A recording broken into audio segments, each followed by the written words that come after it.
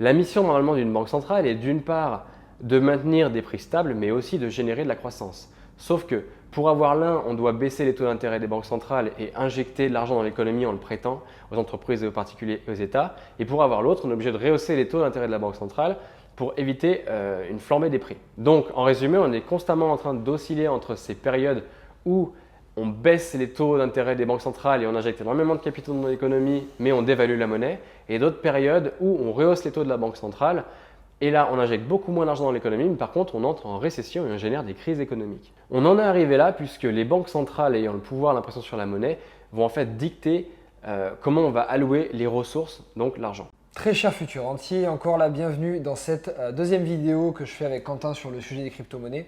On profite d'être ensemble et d'être à Bali pour pouvoir te créer ce contenu. Alors sujet aujourd'hui d'actualité, l'inflation. On entend parler d'inflation de partout dans les, dans les journaux, il suffit d'allumer la télé.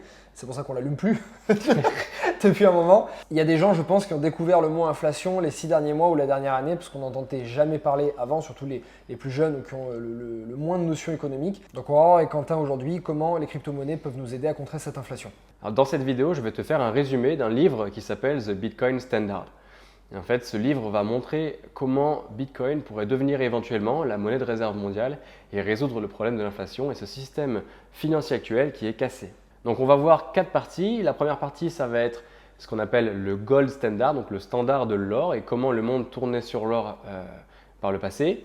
Ensuite, on va voir ce qu'on appelle le Fiat ou Debt Standard, donc le standard actuel dans lequel on est, où on a des monnaies fiduciaires et qui fonctionnent grâce à de la dette. Ensuite, on va faire le comparatif entre Hard Money et Easy Money, donc qui sont une monnaie qui est soit difficile à produire, soit facile à produire. Et enfin, en quatrième partie, on verra comment éventuellement Bitcoin pourrait résoudre ces problèmes. Alors, commençons par l'or. L'or était par le passé la monnaie de réserve mondiale puisque l'or est ce qu'on appelle une sound money. Pour l'anecdote, sound money, ça vient de quand on faisait tomber une pièce d'or sur le sol ou sur une table, on reconnaissait que c'était de l'or à son bruit. Et en fait, sound money, ça veut dire que d'une part, cette monnaie, elle est reconnue mondialement, d'autre part, elle est utilisée comme une unité de compte, ensuite, elle est durable, elle est utilisée comme réserve de valeur, et enfin, hard money, elle est difficile à produire. Alors le passé, on utilisait d'abord des coquillages qui étaient difficiles à produire, puis on a utilisé l'or ou d'autres matériaux. Sound money, ça veut aussi dire que c'est une monnaie qui a été choisie globalement par le peuple pour devenir la monnaie officielle.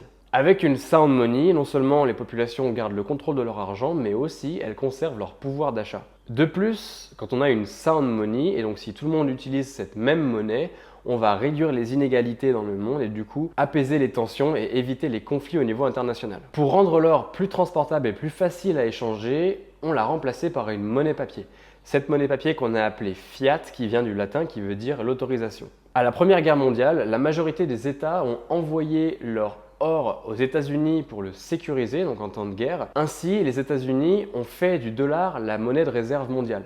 C'est-à-dire qu'en échange de l'or, on donnait du dollar qui représentait l'or que les USA gardaient en banque pour les États tiers. Et c'est là qu'on a vu le début de la centralisation. Donc à ce moment-là, la Banque centrale américaine, enfin la banque de réserve d'or qui est devenue la Fed, avait pour responsabilité de toujours garder l'équivalent en or dans un coffre-fort par rapport à ce qu'ils délivraient en dollars. Et donc pendant plusieurs décennies, les États du monde entier pouvaient ramener leurs dollars à la Banque centrale américaine pour récupérer leur or. Surtout, chaque dollar qui était imprimé était backé par de l'or physique dans un coffre.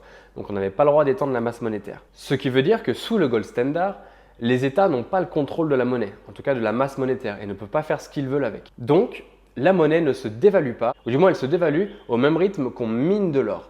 L'inflation de la monnaie de réserve mondiale, donc le dollar, suit en fait l'inflation de l'or, qui aujourd'hui est d'environ 2% par année. Sous le Gold Standard, on avait ce qu'on appelle un marché libre, ce qui veut dire qu'on ne pouvait prêter que ce qu'on avait en épargne.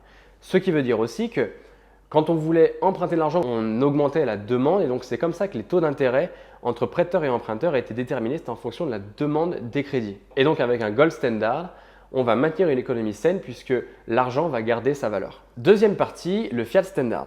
En 1971, le président Nixon aux USA a banni le Gold Standard, donc détachant en fait la valeur du dollar de celle de l'or. Pourquoi ça? C'est qu'il est beaucoup trop tentant pour des politiques qui sont corrompus et qui sont malhonnêtes de se dire on ne va pas continuer à imprimer de la monnaie, on va faire en sorte qu'elle reste stable. Non, non, non, on va plutôt préférer en imprimer à volonté et s'enrichir et se gaver. La Banque centrale américaine, en fait, s'est permis d'imprimer des dollars, ce qui veut dire que les devises internationales ont subi l'inflation du dollar sans le savoir. Beaucoup d'États, se rendant compte que leur argent se dévaluait si les USA l'imprimaient, voulaient récupérer leur or à la Banque centrale américaine. Et la Banque centrale américaine, ne pouvant pas assumer les demandes d'or, a décidé de détacher le dollar de l'or. Oui, mais il y a un hic. Au moment où on a détaché en fait, la valeur du dollar de l'or, l'once d'or valait 35 dollars. Aujourd'hui, c'est plutôt 2000 dollars, ce qui veut dire que l'or que les États ont abandonné aux USA a largement pris de la valeur depuis 1971, alors que les monnaies fiduciaires se sont largement dévaluées. La masse monétaire en dollars en 1971 était de 600 milliards de dollars, aujourd'hui elle est de 22 trillions de dollars. Et en fait, ça nous a mené dans un cercle vicieux.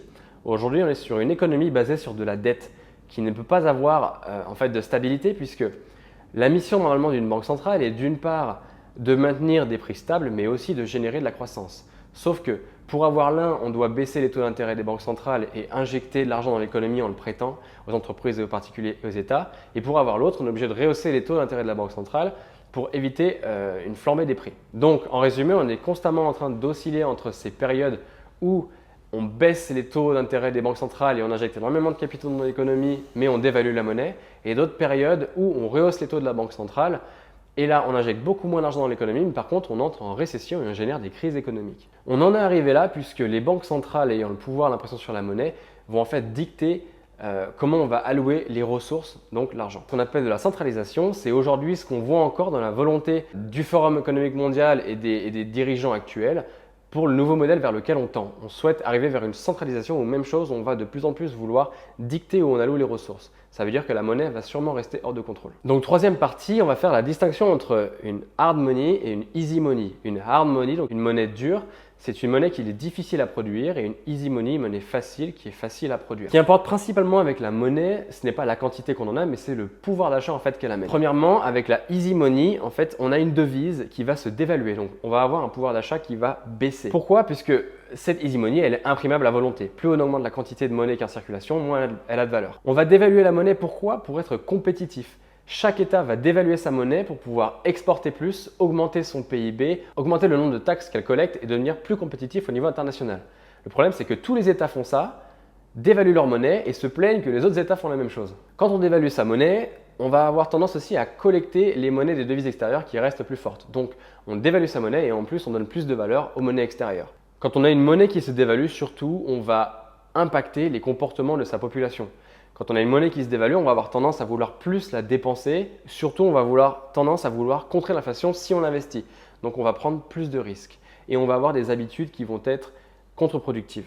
Et en aparté, en fait, cet échec aujourd'hui à avoir gardé une monnaie, une hard money, une monnaie commune qui aurait été l'or par exemple, et à créer plein de monnaies différentes pour chaque État, ça a amené des déséquilibres entre les États et de nombreux échanges qui génèrent énormément de pertes. Aujourd'hui, c'est un volume quotidien d'échange de 5 trillions de dollars, donc 1 trillion c'est 1000 milliards, et en fait ça génère énormément de pertes au milieu. A l'inverse, une hard money, elle, va prendre en valeur au fur et à mesure du temps et non pas se dévaluer comme la easy money. Si une monnaie prend en valeur, en fait, les populations vont commencer à avoir plus long terme et avoir des habitudes qui sont beaucoup plus durables. Les populations vont économiser puisque leurs économies prennent en valeur, elles vont investir de manière responsable et aussi consommer de manière plus responsable.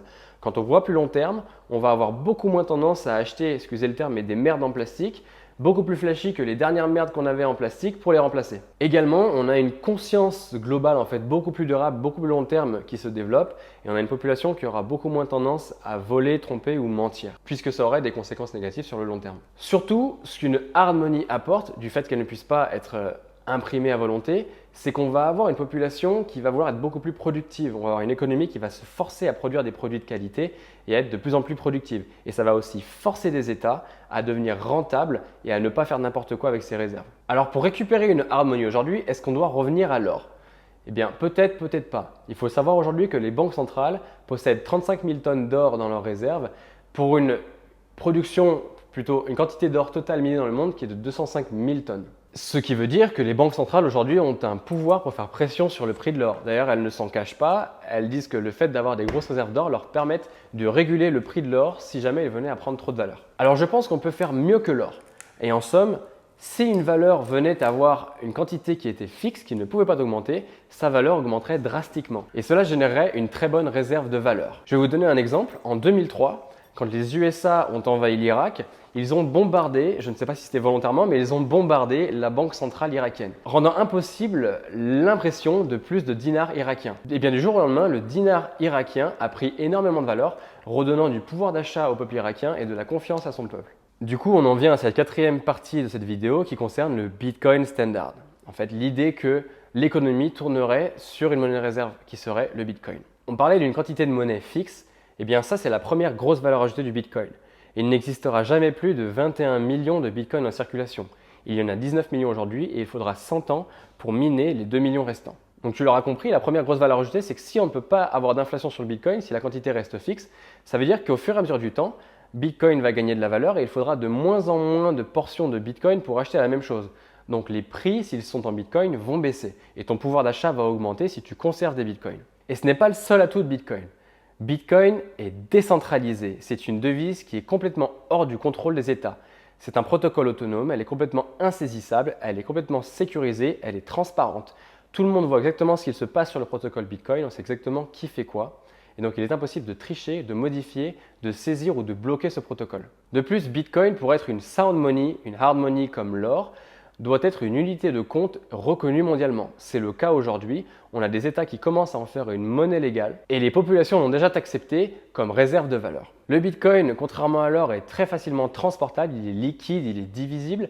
Il est divisible en 100 millions d'unités qu'on appelle un Satoshi. C'est l'unité la plus petite pour représenter un Bitcoin. Et il est très facile de transporter. Aujourd'hui, dans une clé Ledger, par exemple, qui est un portefeuille décentralisé, tu peux traverser le monde avec toute ta fortune. Le Bitcoin est extrêmement durable puisqu'il est complètement indestructible. Et il est même plus durable que l'or. En somme, Bitcoin a toutes les qualités, étant déjà reconnu mondialement, ayant des qualités que l'or n'a même pas pour devenir la monnaie de réserve mondiale. Arriver à un Bitcoin standard pourrait permettre à la population et du moins à l'économie d'être stable et durable. Ce serait la fin des banques centrales et la fin d'une mauvaise gestion monétaire. Bon Quentin, merci beaucoup pour toutes ces informations qui étaient passionnantes. Pour une fois, ça change un petit peu que de parler que d'immobilier sur ma chaîne. On a fait une conférence dernièrement, tu sais, au Zénith, il y avait plus de 4000 personnes, c'était vraiment incroyable, c'était à Paris. Et donc il n'y a pas que de l'immobilier aussi, il y a aussi un peu de crypto et j'ai fait intervenir Quentin sur ce sujet, qui a creusé le sujet de l'inflation, le sujet également des CBDC, tu regarderas, et les crypto-monnaies de manière plus générale. Donc cette conférence, on te l'offre, elle est gratuite, tu vas dans la description, tu peux cliquer sur le lien, ça sera envoyé directement par mail, tu connais, tu as l'habitude. Tu la reçois par mail, regarde bien tes indésirables quand même au cas où. Tu la regardes, tu apprends et ça sera super sympa. Voilà. Je te souhaite une très bonne journée et on va te tourner d'autres vidéos très sympas aussi sur les cryptos. Ciao, ciao. Salut.